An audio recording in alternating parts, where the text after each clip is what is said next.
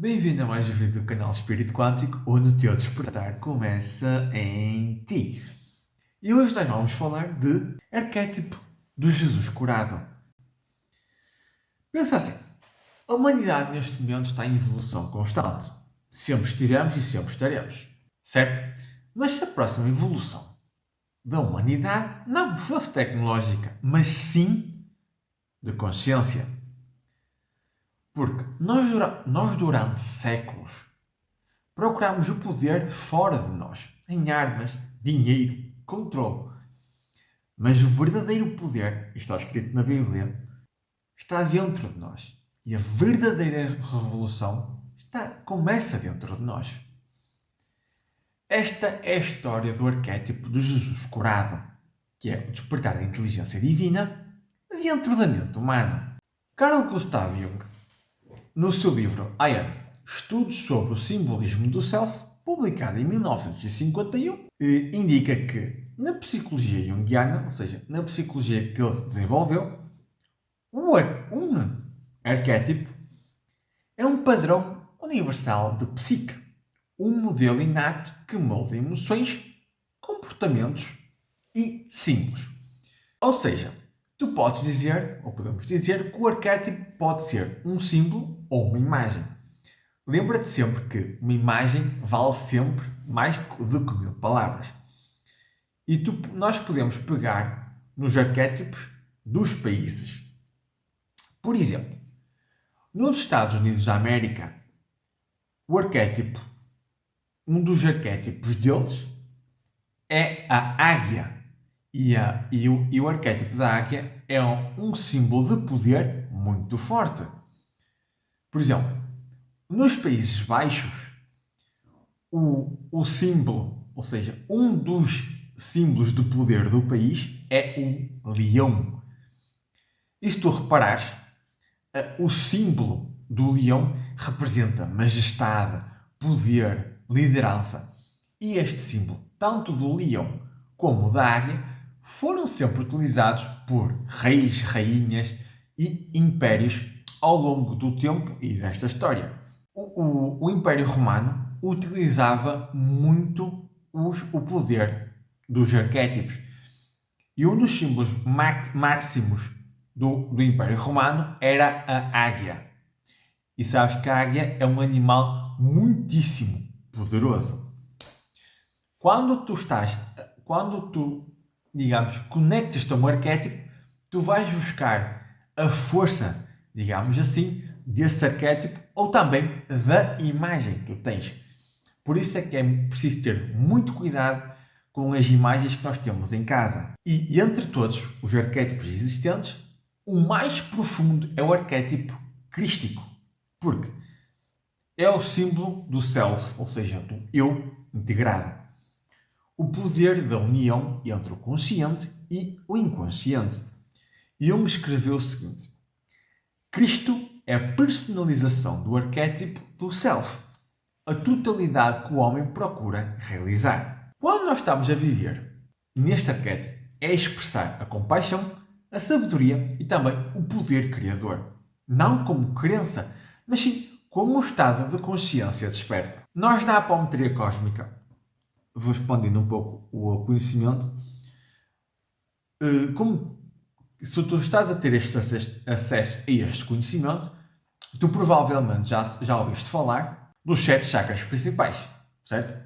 O chakra da raiz, o chakra sexual ou espilénico, o chakra do plexo solar, o chakra do coração, o chakra laríngeo ou da garganta, o chakra do terceiro olho e também o chakra coronário. E cada chakra está ligado a uma glândula endócrina, cada chakra está ligado a regiões e a órgãos do nosso corpo, também está ligado a partes da nossa vida. E nós também temos uma coisa em apometria cósmica que se chama os 7 corpos astrais. E o 6º corpo astral é o corpo crístico. Quando nós estamos a viver em corpo crístico, eu farei um vídeo muito mais detalhado sobre isto, é o corpo em que nós estamos indiretamente conectados com o nosso eu superior. O nosso eu superior É a nossa versão mais desenvolvida que pode existir, porque já sabe o nosso passado, o nosso presente, o nosso futuro e todas as suas variantes. Então, quando nós estamos a viver no arquétipo crístico, ou chamada consciência crística, significa que nós estamos em contato com o nosso eu superior, que é uma versão muitíssimo mais desenvolvida, muitíssimo mais avançada de nós mesmos, que está diretamente conectado com Deus Pai, a fonte, o Criador, como quiser chamar, a esta grande inteligência e consciência divina ou cósmica que basicamente cria tudo e mais alguma coisa. No livro do professor Ellie Couto, Marketing e os Arquétipos, ele escreve o seguinte: antes da Segunda Guerra Mundial, a humanidade vivia sob o arquétipo de Marte, o antigo deus da guerra. Quando nós podemos viver um arquétipo pessoal ou podemos viver um arquétipo em comunidade. Pode ser uma cidade, pode ser um país. A energia coletiva, naquela altura, era movida pela força e pela competição. Segundo o professor Hélio Couto, esta vibração estava associada à sobrevivência e à luta, um reflexo de um inconsciente coletivo em dor. Mas, após o trauma global, iniciou-se uma grande transição. O arquétipo da destruição deu lugar ao arquétipo da consciência. O herói, o arquétipo do herói, deixou de ser o guerreiro e tornou-se o arquétipo do curador. Joseph Campbell, no livro O Herói das Mil Faces, diz: o herói é aquele que traz de volta o elixir da vida. Pois esse elixir é a luz da consciência. A ciência moderna começa a confirmar o que os antigos sempre souberam: que os estados de amor e meditação profunda alteram mesmo a biologia humana. Neurocientistas como o Dr. Joe Dispenza mostraram que o cérebro, quando entra em coerência, liberta o passado e reprograma-se.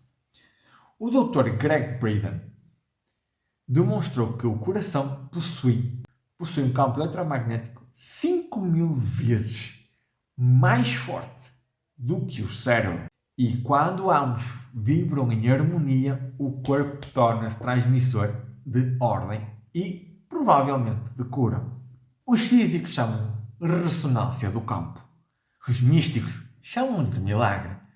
No fundo, é a mesma coisa com nomes diferentes.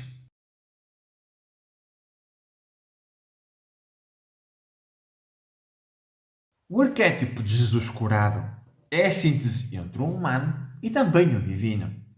É o momento em que o sofrimento deixa de ser uma cruz e torna-se a luz.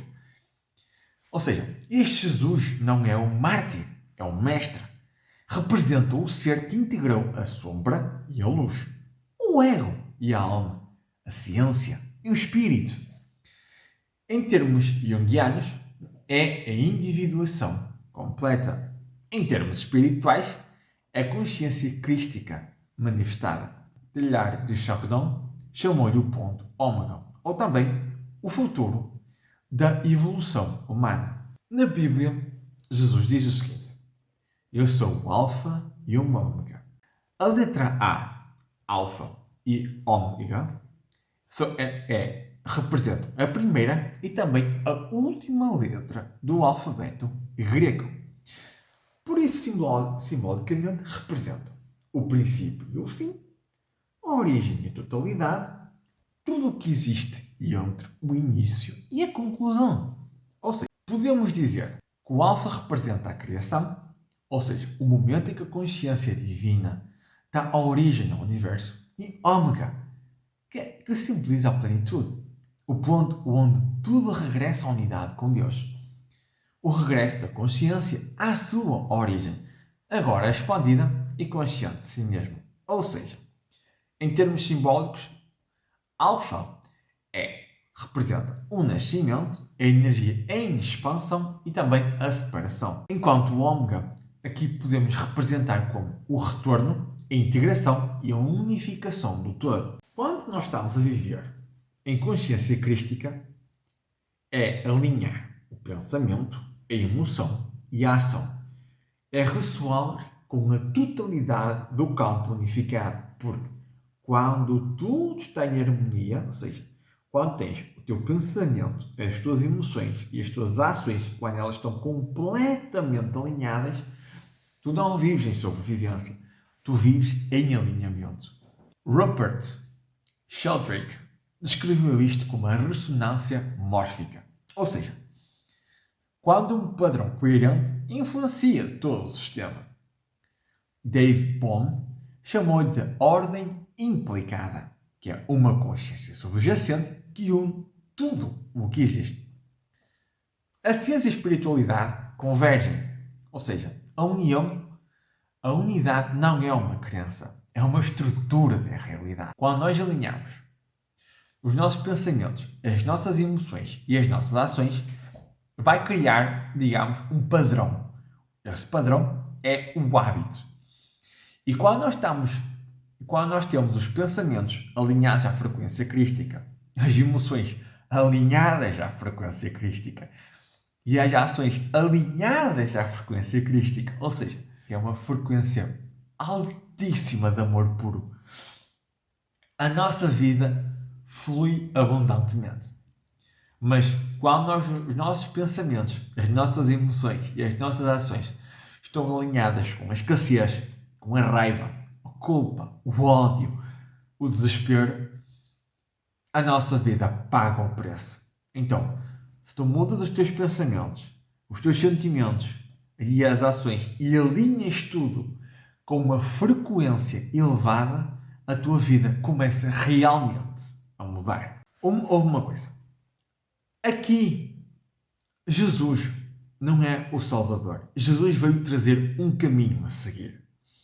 Porque quando a humanidade abraçar o arquétipo de Jesus curado, não haverá um Salvador que vai descer do céu. Porquê? Porque a luz já terá despertado aqui, em ti, em mim, em todos nós. Porque a segunda vinda de Jesus nunca foi para chegar, foi para emergir dentro de nós. As verdadeiras transformações, elas nunca começam no exterior. Começam sempre no interior. E a vontade de querer mudar uma parte, uma ação da nossa vida, começa sempre dentro de nós, nunca é fora. É dentro de ti que tu começas a ter os pensamentos e começas a alinhar as tuas emoções para exteriormente alinhar as tuas ações para teres a mudança que tu procuras na tua vida. Porque quando os teus pensamentos, os teus sentimentos estão alinhados e depois as ações alinham-se a isso, é quando tu tens as verdadeiras mudanças que tu tanto procuras. Ok? E se tu gostaste deste vídeo, compartilha com os amigos, com os teus familiares ou com as pessoas que têm interesse neste tipo de conhecimentos. Dá-me esse gosto maravilhoso e até lá, e até ao próximo vídeo. Deus te abençoe.